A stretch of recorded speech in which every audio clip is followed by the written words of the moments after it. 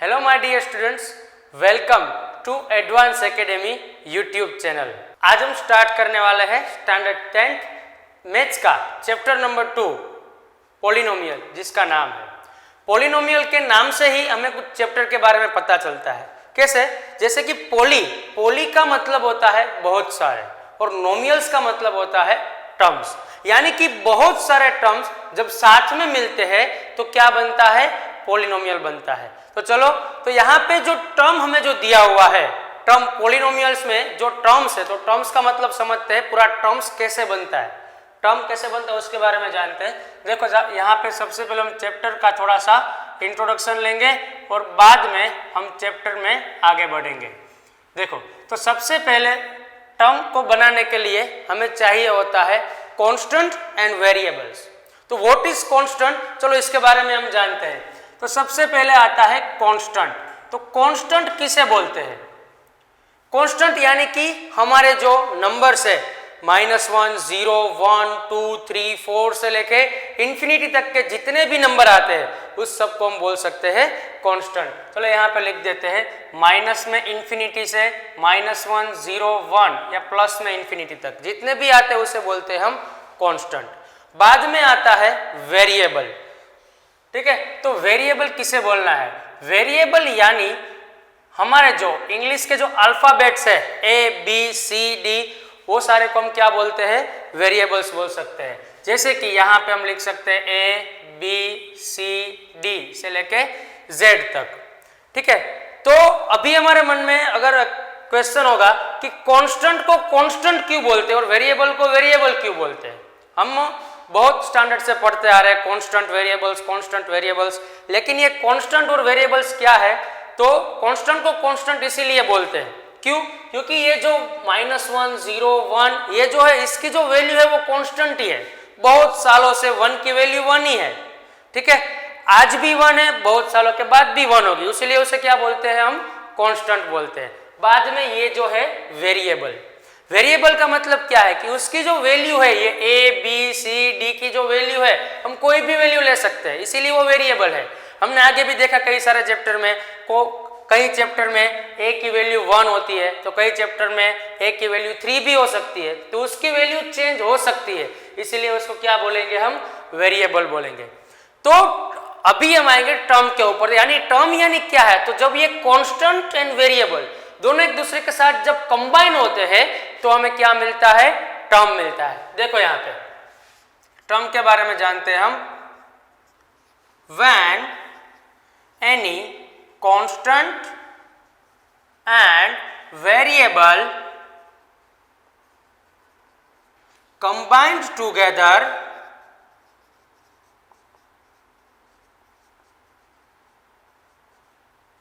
it forms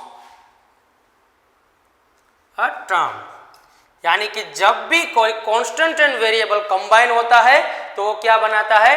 term बनाता है। For example के लिए हम देखते हैं, जैसे कि यहाँ पे 2 है वो कांस्टेंट है, ये x है वो वेरिएबल है, दोनों साथ में मिले तो ये क्या बना? टर्म बना, 2x, ऐसा एक टर्म बन गया। दूसरा एग्जांपल ले लेते हैं हम। मान लो कि यहाँ पे हमें दिया हुआ है 4a, तो ये 4 क्या है? कांस्टेंट है, a क्या है? वेरिएबल है, तो ये भी क्या बना? एक टर्म।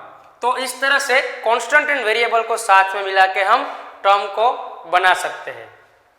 अभी आगे टर्म के हिसाब से नोमियल से कुछ टाइप्स है, उसके बारे में हम जानेंगे। आपने ऑलरेडी पढ़ा हुआ है 7th और 8th स्टैंडर्ड में, आपने ऑलरेडी पढ़ा हुआ है उसके बारे में, यानी टर्म्स के हिसाब से उसके जो टाइप है उसके बारे में देख लेते हैं। Types of nomials. कितने टाइप्स के नोमियल्स होते हैं? सबसे पहले आता है मोनोमियल, इसके बारे में आपने पढ़ा होगा। मोनोमियल यानी क्या होता है? तो जिस भी एल्जेब्रिक इक्वेशंस के अंदर सिर्फ एक ही टर्म हो तो उसे क्या बोलेंगे? हम मोनोमियल। जिस भी एल्जेब्रिक इक्वेशन के अंदर सिर्फ एक ही टर्म हो उसे बोलेंगे हम मोनोमियल। जैसे कि in any equation which have only one term is known as monomial. तो जिस भी इक्वेशन के अंदर सिर्फ एक ही टर्म हो उसे मोनोमियल बोलेंगे। फॉर एग्जांपल हमारे पास ये इक्वेशन है -2 है, कितने टर्म्स है इसके अंदर, एक ही टर्म है, कांस्टेंट वेरिएबल एक टर्म बन गया। बाद में आता है 4b, ऐसे कई सारे एग्जांपल्स हम ले सकते हैं। तो टर्म्स के डिपेंड पे हम दूसरा टाइप लेते हैं। यहाँ पे दूसरा टाइप आता है बाइनोमियल। कौन सा टाइप है? बाइनोमियल। बाइनोमियल का मतलब क्या होता है? तो जिस भी इक्वेशन के अंदर 2 टर्म्स आए उसे क्या बोलेंगे हम? बाइनोमियल बोल सकते हैं। तो उसका भी हम एग्जांपल ले लेते हैं बाइनोमियल का। In any equation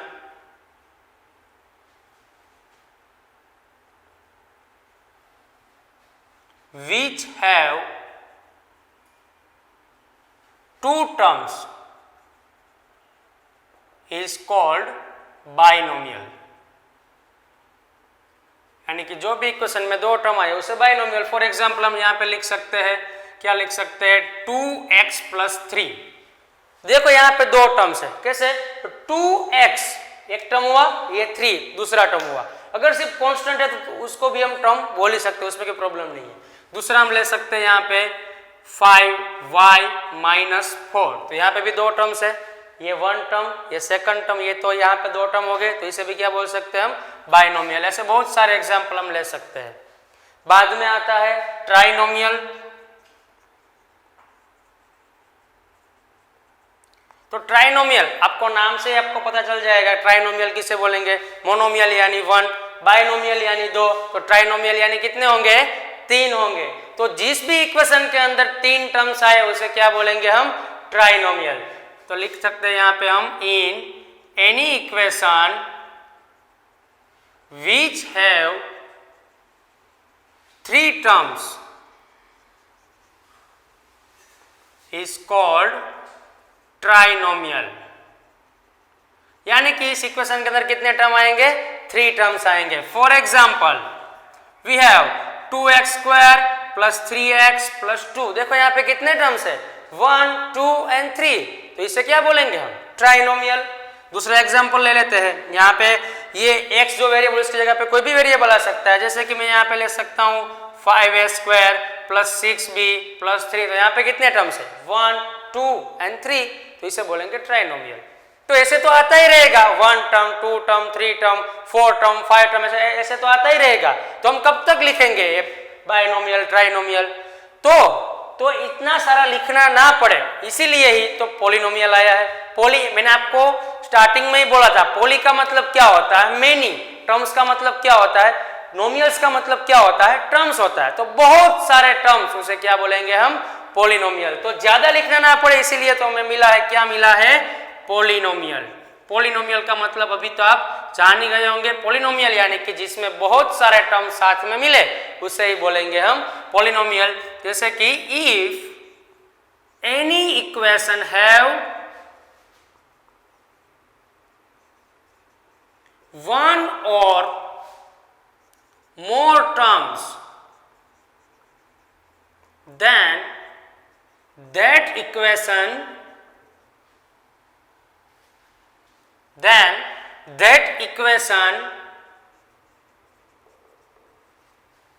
is called as polynomial। यहां पे आपको एक क्वेश्चन होगा कि क्या मोनोमियल को हम पॉलिनोमियल बोल सकते हैं? हाँ, मोनोमियल को भी पॉलिनोमियल बोल सकते हैं, बाइनोमियल को भी बोल सकते हैं। जिसमें 1 या तो 1 से ज्यादा जितने भी टर्म्स हो उसे क्या बोल सकते हैं हम? पॉलिनोमियल बोल सकते हैं। आपने 9th स्टैंडर्ड में भी पढ़ा था, अगर कोई कांस्टेंट नंबर आए तो उसे हम बोले 0 पॉलिनोमियल, कांस्टेंट पॉलिनोमियल, इसके बारे में भी हमने पढ़ा था। तो यहाँ पे एग्जांपल ले सकते हैं हम, जैसे कि ये 2x, ये भी पॉलिनोमियल है। ये 2x + 3 लिखूं तो ये भी क्या है? पॉलिनोमियल है। यहाँ पे मैं बहुत सारे टर्म्स लिख सकता हूँ, 2x² + 5x + 4x³ + 3। तो इसमें कितने टर्म्स है? 4 टर्म्स है। तो इसे क्या बोल सकते हैं हम? पॉलिनोमियल। तो समझ में आया बच्चों?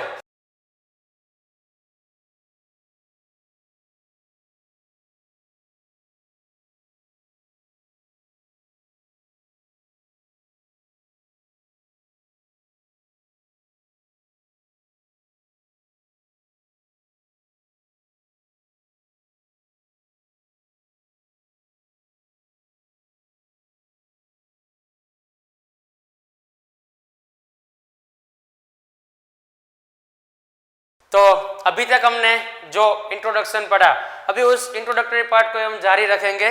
तो अगर हमें कोई भी चैप्टर पढ़ना है तो सबसे पहले उसके बेसिक टर्म्स पढ़ने बहुत ही जरूरी होते हैं।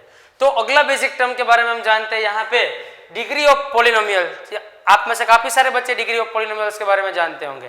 देखो डिग्री ऑफ पॉलिनोमियल किसे बोलते हैं उसके बारे में जानते हैं हम। Degree of polynomial, degree of polynomial यानी क्या होता है? तो कोई भी जो इक्वेशन होगी उसकी पावर होगी, तो उस पावर में जो मैक्सिमम पावर जिस टर्म के पास है, जो मैक्सिमम पावर जिसके पास है, तो उसे क्या बोल सकते हैं हम? Degree of polynomial. जैसे कि यहाँ पे हम डेफिनेशन लिखते हैं, बाद में उसका एग्जांपल भी लेते हैं यहाँ पे। In any equation maximum power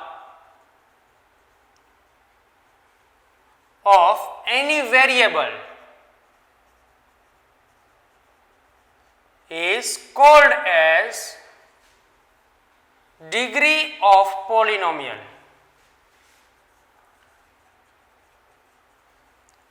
तो इक्वेशन के अंदर वेरिएबल की जो मैक्सिमम पावर होगी उसे बोलेंगे हम degree of polynomial. For example यहां पे 3x square plus 2x plus 3 हमारे पास ये इक्वेशन है। तो इसमें वेरिएबल की मैक्सिमम पावर कौन सी? सबसे पहले तो पावर, यहाँ पे जो ऊपर वाले जो टर्म्स होते हैं उसे क्या बोलेंगे हम? पावर बोलेंगे। तो यहाँ पे मैक्सिमम पावर क्या है? यहाँ पे 2 पावर है, यहाँ पे 1 पावर है, तो इसकी मैक्सिमम पावर क्या है? 2। तो हाँ, इसे हम बोलेंगे, क्या बोलेंगे? Degree of this polynomial. हर एक पॉलिनोमियल की अलग अलग होगी। जैसे कि दूसरा एग्जांपल ले सकते हैं हम, 4x square plus 4x cube plus 5x plus 3। जैसे कि इस इक्वेशन में मैक्सिमम पावर क्या है? 3, तो इस पॉलिनोमियल की डिग्री हो जाएगी 3। समझ में आया बच्चों? तो इसे बोलते हैं डिग्री ऑफ पॉलिनोमियल। तो अभी डिग्री ऑफ पॉलिनोमियल के हिसाब से भी पॉलिनोमियल के कुछ टाइप्स है, उसके बारे में जानेंगे। तो उस टाइप्स के अंदर तो सबसे पहले तो types of polynomial,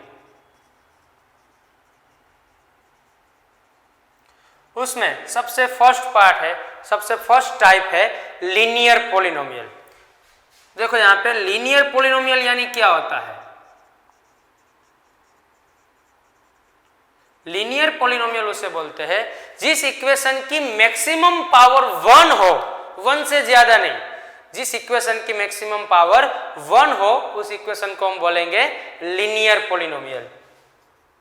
equation which have maximum power 1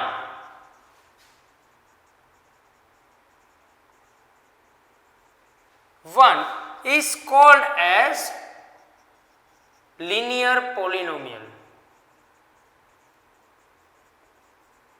जैसे कि एग्जाम्पल के लिए यहाँ पे फॉर एग्जाम्पल हम लिख सकते हैं 2x प्लस 3। तो आप देख सकते हो इस इक्वेशन की मैक्सिमम पावर क्या है? 1। यहाँ पे तो कोई पावर है नहीं, यहाँ पे दूसरा कोई वेरिएबल भी नहीं है, तो इसकी मैक्सिमम पावर 1 है, तो इसे क्या बोलेंगे हम? Linear polynomial. दूसरा एग्जांपल ले लेते हैं। तो यहाँ पे तो x की जगह पे कोई भी वेरिएबल आ सकता है, 3y प्लस 5, तो ये भी लीनियर पॉलिनोमियल, क्योंकि इसकी भी मैक्सिमम पावर क्या है? 1। तो देखो लीनियर पॉलिनोमियल के जितने भी पॉलिनोमियल होगी, लीनियर पॉलिनोमियल में जितने भी पॉलिनोमियल होगी वो सभी पॉलिनोमियल का एक पैटर्न बनता है। जैसे कि ये 2x प्लस 3, यानी कि एक वेरिएबल आया, बाद में एक कांस्टेंट आया, ये खत्म हुआ। यहाँ पे भी एक वेरिएबल आया, ये कांस्टेंट आया, ये खत्म हुआ। तो यहाँ पे उसका जनरल फॉर्म ही इस तरह से कुछ मिलेगा, general form of linear polynomial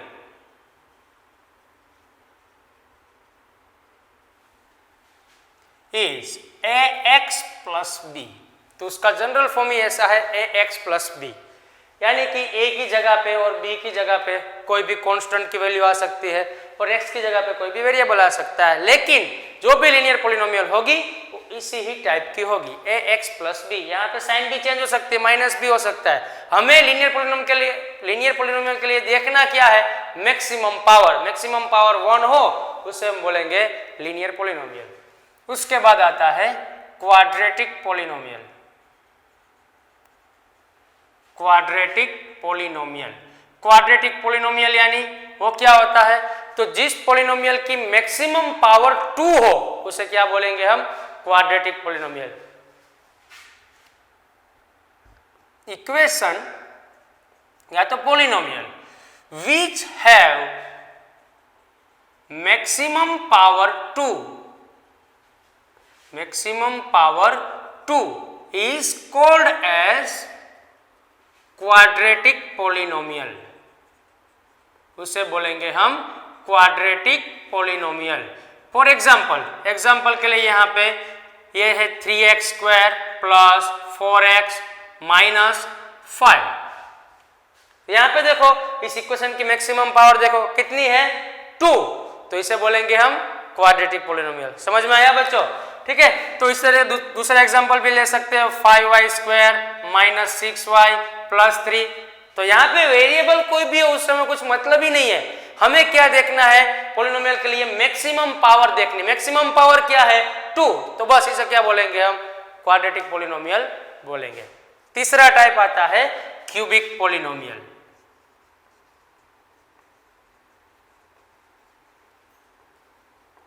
तो क्या होता है क्यूबिक पॉलिनोमियल? आपको पता चल ही गया होगा नाम से, क्यूबिक यानी कि क्यूब यानी कि जिसकी मैक्सिमम पावर 3 हो उसे क्या बोलेंगे हम?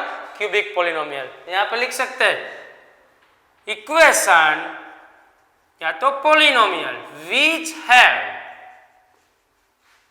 मैक्सिमम पावर या तो degree of polynomial maximum power 3 is called as cubic polynomial.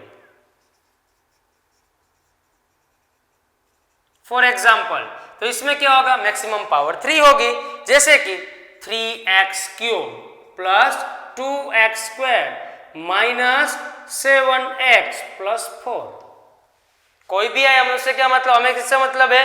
Power से। पावर कितनी है? 3। अगर पावर 3 है तो उसे क्या बोलेंगे हम? Cubic polynomial.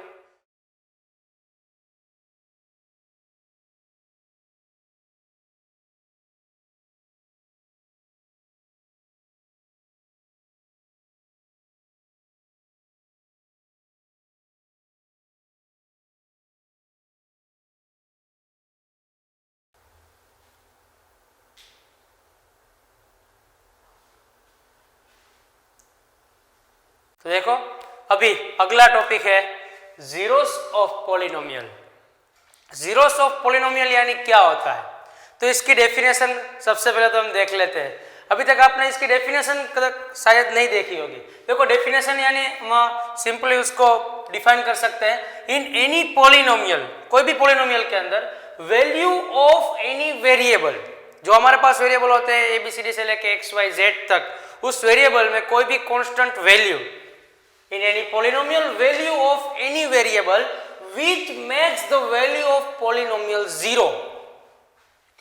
तो कोई भी कांस्टेंट की ऐसी वैल्यू, कोई भी जो वेरिएबल है उसके अंदर उसकी कोई ऐसी कांस्टेंट वैल्यू जिससे पॉलिनोमियल की वैल्यू क्या बन जाए? 0, तो उसे क्या बोलेंगे हम? Zero of polynomial. जैसे कि आपको एक एग्जांपल लेके आपको समझाता हूं।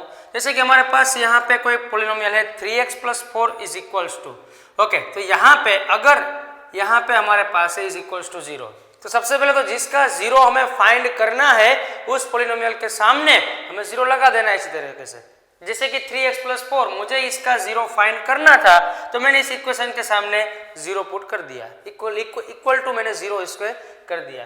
तो जैसे कि मुझे अगर इसका 0 फाइंड करना है तो कैसे कर सकता हूँ? यहाँ पे 3x ये प्लस 4 इस साइड जाएगा तो माइनस 4 होगा, और यहाँ पे ये 3 मल्टीप्लाई में इस साइड जाएगा तो डिवीजन में x is equals to minus 4/3। तो ये जो x है, ये x है, इसकी वैल्यू क्या मिली? माइनस 4/3। x ये वेरिएबल है, ये उसके में कांस्टेंट वैल्यू मिली माइनस 4/3। अगर मैं इस माइनस 4/3 को इस पॉलिनोमियल में अगर पुट करूंगा तो इस पॉलिनोमियल की वैल्यू क्या बनेगी? 0। जैसे कि हम वेरीफाई कर लेते हैं, देखो यहाँ पे यहाँ पे x की जगह पे मैं क्या वैल्यू पुट करूंगा? माइनस 4/3, तो इसकी वैल्यू क्या होनी चाहिए? 0, तभी इसको हम इस पॉलिनोमियल का 0 बोल सकते हैं। जैसे कि 3x प्लस 4, यहाँ पे x की जगह पे क्या लगा सकते हैं? Minus 4/3 plus 4। तो यहाँ पे ये 3 3 कट हो जाएगा, बचा क्या हमारे पास -4 + 4, इसका आंसर क्या आएगा 0। तो देखा आप लोगों ने क्या हुआ, x की जगह पे अगर आपने -4/3 पुट किया तो इसकी वैल्यू क्या बन गई 0, यानी कि -4/3 को क्या बोलेंगे, इस पॉलिनोमियल का 0 बोलेंगे। समझ में आया बच्चों? तो इसी को बोलते हैं जीरो ऑफ पॉलिनोमियल। हमें ज्यादातर इस चैप्टर के अंदर क्वाड्रेटिक पॉलिनोमियल के जीरो के बारे में देखना है, लेकिन हम वो आगे देखेंगे। अभी थोड़ा सा नेक्स्ट टॉपिक जो है, जो 1 मार्क में एग्जाम में आपको पूछा जाता है, geometrical representation of zeros of polynomial. तो हम स्टार्ट करते, देखो जियोमेट्रिकल रिप्रेजेंटेशन ऑफ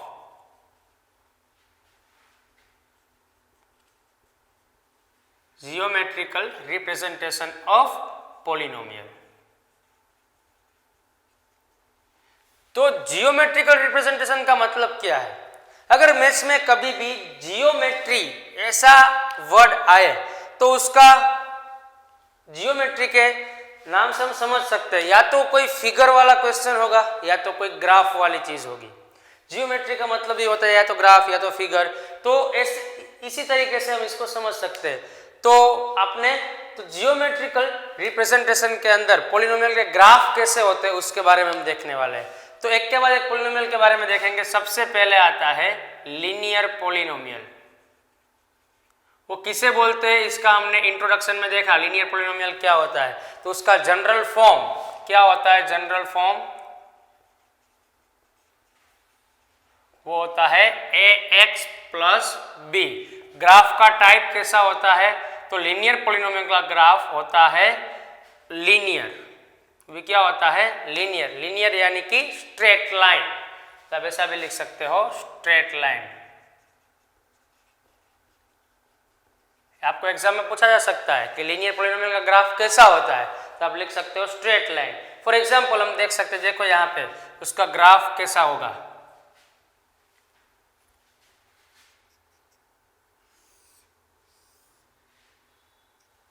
ये हमारी y एक्सिस है, ये हमारी x एक्सिस है।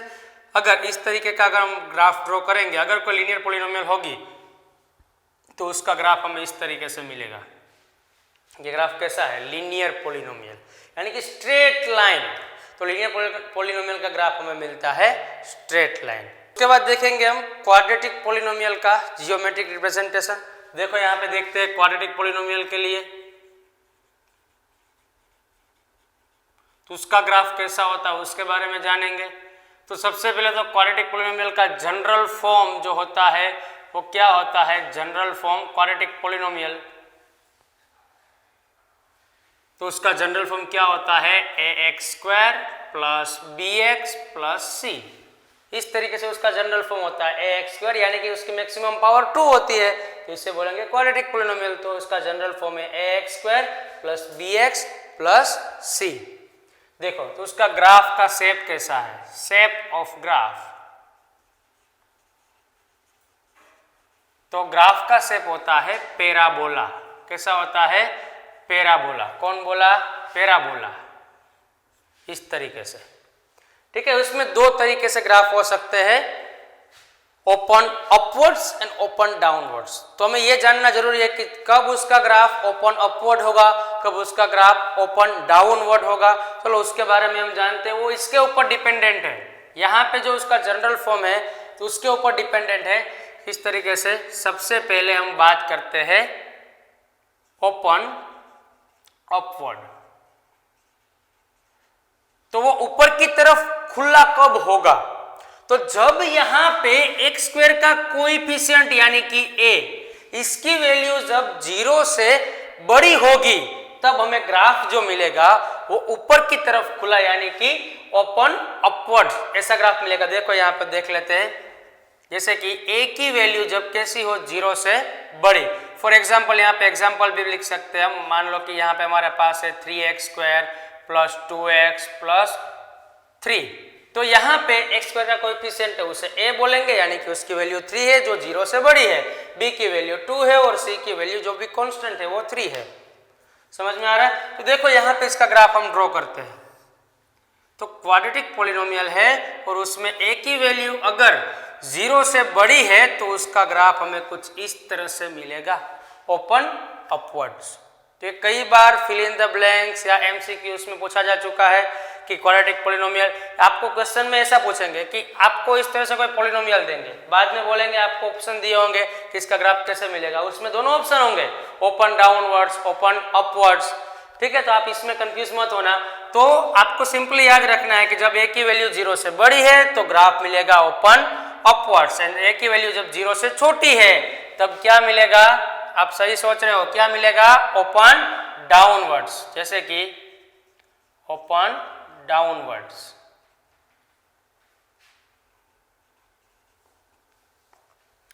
ए की वैल्यू जब 0 से छोटी, उसका मतलब क्या है, ए की वैल्यू 0 से छोटी यानी कि ए की वैल्यू माइनस में होगी।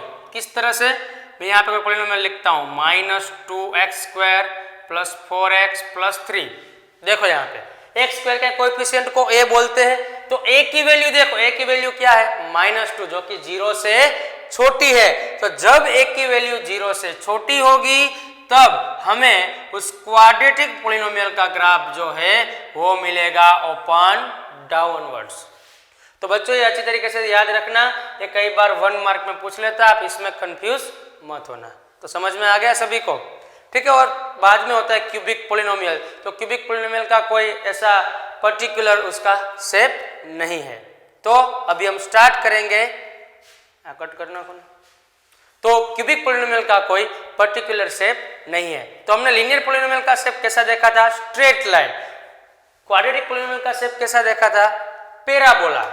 तो ये आप इस दोनों पॉलिनोमियल के बारे में आपको याद रखना है, क्यूबिक पॉलिनोमियल का कोई शेप नहीं है। ओके फ्रेंड्स, तो मिलेंगे फिर से अगले एपिसोड में नई कहानी के साथ। तब तक के लिए सतर्क रहे, बचते रहे और पढ़ने में ध्यान देते रहे।